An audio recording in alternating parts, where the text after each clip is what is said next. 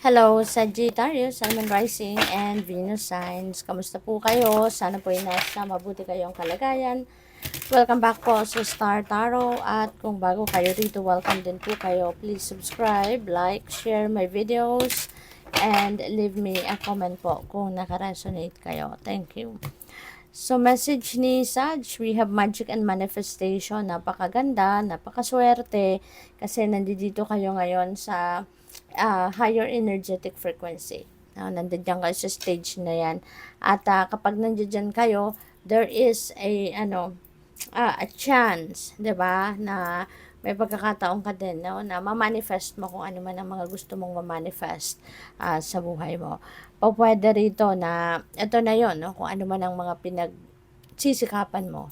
Maaring it will come to fruition na. Maaring yung mga dreams mo to.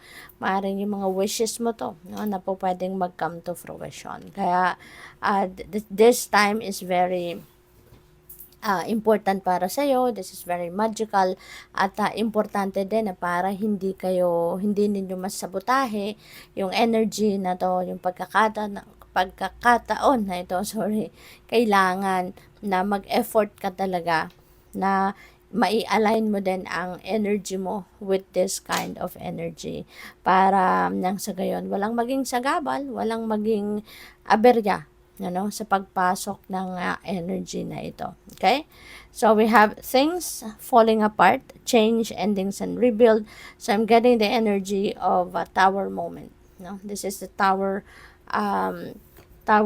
moment ang sa tarot deck. Kaya, po pwedeng meron ditong merong mga biglaang pagbabago, meron ditong mga transition na mangyayari na kailangan ninyong sabayan na lang, wag nang kontrahen kasi gawa ni universe ito. The universe is going to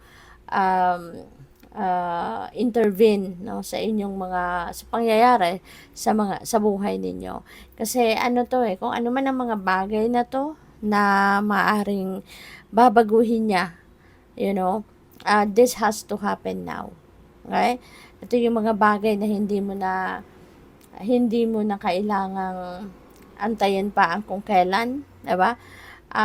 Because the divine universe is going to do this for you. This has to happen, no? Divine timing na para mangyari kung ano man ang bagay na to.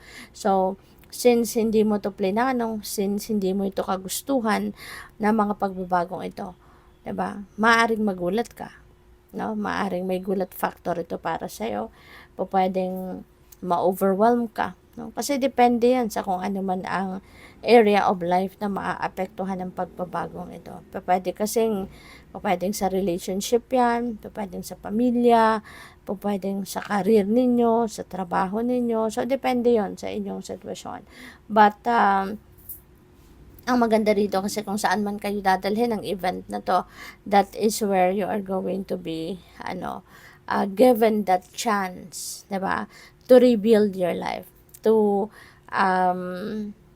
lay a solid foundation, no, sa kung anumang area ng buhay mo ito na maaapektuhan ng pagbabagong ito. At ito, no, may masisira, may distraction kasi how can you rebuild, 'di ba? Kung ano lang 'yan, kung hindi mo na magiging kung hindi masisira muna, 'di ba? Kaya meron ditong mga things are falling apart, yung ganon. So that you can start a new life, a stronger foundation sa kung anumang sitwasyon na ito. So, yun. Kasi parang irreparable ito. Kung ano man ang area of life na ito, hindi siya madadala sa repair lang. It has to be distracted para makapagsimula kayo mula kayo makakapagsimula kayo sa pinakapundasyon ng bagay na ito. Okay? So, we have it's about to pay off. Wow. So, maraming pera, no? So, mayroong financial reward na makakamit kayo. Merong dadating na pera. Merong dadating na abundance and prosperity sa inyo. So, kung ano ito na pinagkakaabalahan ninyo, whatever it is that you've been working so hard for, eto na, it's going to pay off. No? Madadating na yung financial reward mo. Kung ano man yan. No? Depende sa inyong sitwasyon. O pwedeng yung minamanifest ninyo ito. Diba? Yung ano na to, yung tagumpay na to, yung financial blessing na to, yung material blessing na to. Diba? So, maaring maraming pera ang dadating. Maaring maraming financial reward, no, ang makukuha mo, ang matatanggap mo dito. Kaya good luck sa'yo.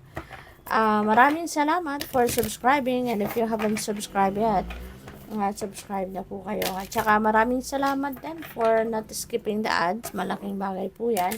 And also, please click the join button po sa baba ng video kung kayo po ay gusto din na mag-join sa membership. Salamat po. So, we have the B. Yan, siswertehin talaga kayo. No? Yung dalawang bagay na to, dalawang energy na yan, talagang that signifies good luck, no? Babaling sa inyo ngayon ng swerte. At yung kasipagan mo, no? Ang diligence mo, ang sipag mo, ang tiyaga mo na binuhos mo into kung ano man to, trabaho man, career or business man, talagang magbubunga na.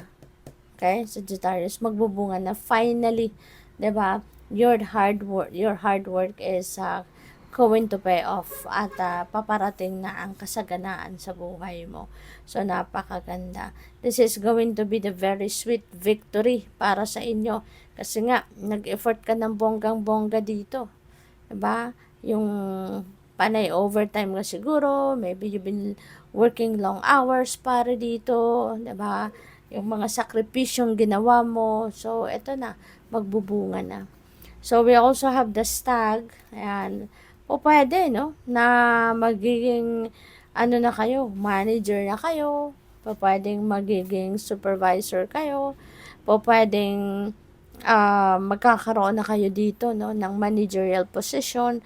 So, yeah, you really have to be proud of yourself. Kasi eto na, no? Nagbunga na ang mga pagsisikap mo.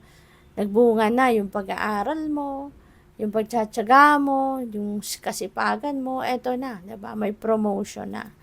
So, we also have partnership. Yan. So, probably, meron din ditong collaboration, partnership in business, pwedeng ganyan. Baka magpuput up ka ng sarili mong negosyo and you are going to collaborate with someone, maaring makikipag-merge ka, no? Sa iba, sa negosyo ng iba, pwedeng ganyan. Or pwede rin, no, ng partnership na yan, could be friendship, could be relationship, no, romantic connection, mga ganyan.